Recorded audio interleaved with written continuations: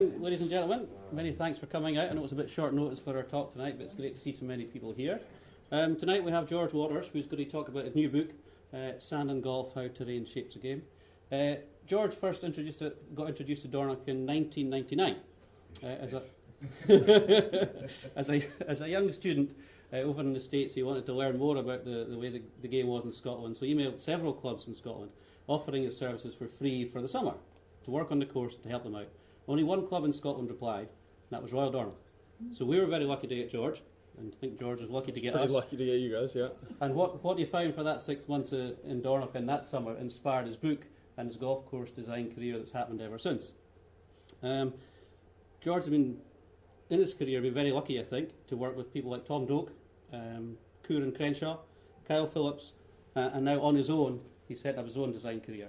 So I think we're very lucky tonight to have George, who's on a kind of working holiday with his girlfriend Robin, seeing a bit of Scotland, but stopping off at some of the great courses in Scotland and throughout Europe. He's done a few talks already, but this is his first one in Scotland. So we're very lucky to have George. So we're very much looking forward to what you're going to tell us, George. Thank you very much. All right, thank you very much. Thank you, Neil, for the great introduction. And very nice to see all of you tonight and to see some familiar faces. I had a little bit more hair the last time that I saw a bunch of you guys, but you guys had mustaches at the time as well, so I think it balances out. I think we're fair. It's a pleasure to be here tonight. As Neil said, I came to Dornoch in the summer of 1999 when I was an undergraduate, and had been advised by a golf course architect named Tom Doak that the first thing that I needed to do in my design career was to go learn about the courses in Scotland. That was going to be step one, and this was the first links golf course I'd ever seen. You can kind of imagine I'd never been to Scotland before, take the bus up from Inverness and kind of get spit out down to the square there, and here I am. And had never seen a course like that before. Played it the first night I was in town. I probably shot 150 and really didn't quite know what to make of the place yet. But over the course of that summer and playing golf with some of the guys in this room and working with them out on the green staff and caddying, I really learned what golf was all about, and what it really taught me, I think more than anything, is that sand is really at the foundation of truly great golf, and that sandy ground, when I went from here beyond to other places, that was the constant, was that the courses that I really loved and the courses that I felt like really stood the test of time often had that same common thread of sandy soil as kind of the underlying characteristic. And over time, as I became more interested in the subject, I began to take some notes and eventually ended up with the book that I've recently published, Sand and Golf, How Terrain Shapes a Game. So, what is it that makes sand so special?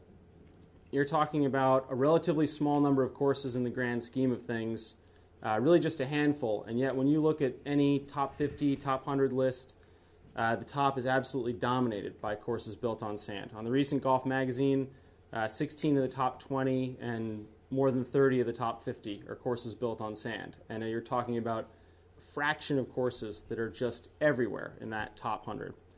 And beyond just the rankings and the magazines, golfers really vote with their feet. And I think you all see it here every summer. The fact that you get tourists here from the United States, from Japan, from all around the world coming to Dornoch, which is really, legitimately not on the way to anything. And so you're making a special trip to make it up here and to be drawn here by these links.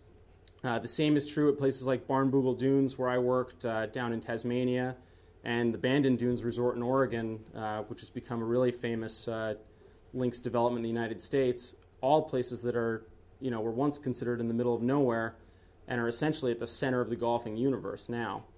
And so what is it about these courses that makes it, holds them in such high esteem in terms of rankings and those that really critique golf course design, and for those of us that play and travel and search out great golf?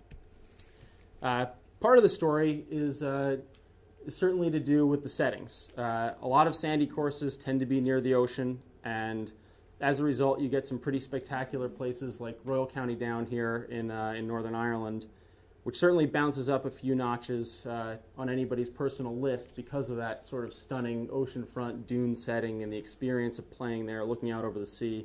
Royal Dornoch the same. It's one of the first things that people mention about playing here is just the expansive views of the ocean that you get during the round, which is hard to find elsewhere and is certainly part of golf on sandy ground. The same is true at the Bandon Dunes Resort. That's Pacific Dunes. Great golf hole, the 13th there, in some fantastic dunes. That is, the experience of playing that hole is that much elevated by the fact that you're looking out over the Pacific Ocean on a 100-foot bluff, and that you've played more than a couple of holes with that same kind of stunning view. Again, a great golf hole, but really elevated by the setting. But on the other hand, there's courses like the newly restored Pinehurst No. 2, which is going to host this year's U.S. Men's and Women's Open. It's in the middle of a central North Carolina pine forest, hundreds of miles from any ocean, no real views to speak of, on very gentle, almost flat ground, and yet it's one of the most highly regarded courses in the world and has been a host to countless major championships and is considered the masterpiece of Dornoch's own Donald Ross. And so it's not just a matter of stunning views. There's more to the story than just that. There's also the benefit of tradition. As everyone here knows, golf courses on sand were the original golf courses, and the game is a product of sandy ground in many respects. The fact that we play out of bunkers, the fact that we even play on grass, is a direct product of the natural dunes environment that the Scots found in the earliest days of golf. And so as a result, you have places like Muirfield, pictured here, that have the original rules of golf hanging in their clubhouse, the original actual document with them written on there, and have hosted major championships since the beginning, and all the great champions of all time have come through these links courses. And so certainly that is part of the story. But when you look at the modern courses that have really broken into the upper echelons of people's kind of thinking about golf and golf course design, they're all built on sand. This is Sandhills in Nebraska by Corin Crenshaw, one of the first of sort of the modern generation of really special sandy courses. Again, in this case, thousands of miles from any ocean, in the middle of the United States, and yet still, I mean, the defining characteristic is the sandy soil on which it lies. This is Friar's Head on Long Island, another Corin Crenshaw course, another modern development, and again, one of the very few modern courses that's in that top 50 sort of upper echelon of people's thinking. This has a couple of ocean views on it, but more than 2/3 of the round is played in what was a flat potato field on the backside of these dunes. And so again, it's that sandy soil kind of has something special about it. The beautiful settings and the significant history are certainly part of the story, but in a lot of ways it's the unique characteristics, both from a playing standpoint and kind of the unique features that are possible on sandy ground that really make these courses special.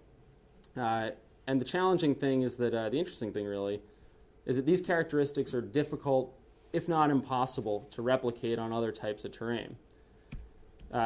Probably the most important of them is firm conditions.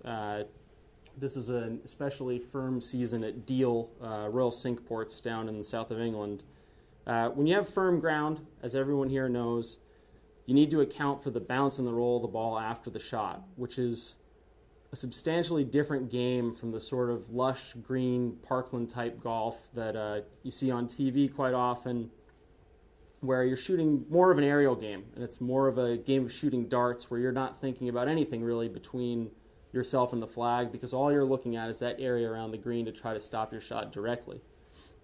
When you're playing at a course like this one, or here at Royal Dornoch, you need to think about the area 10, 20, 30 yards short of the green in order to land the ball on the green.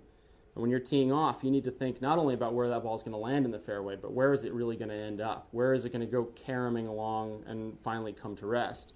And how can you shape your shot? How can you place your shot to account for that?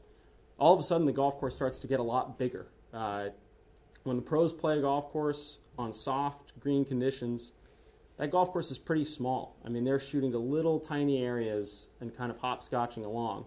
When you play links golf, you're not playing like that. When you're playing on sandy terrain anywhere, with the firm conditions, you're playing a totally different game, and it brings a lot more of the course into play.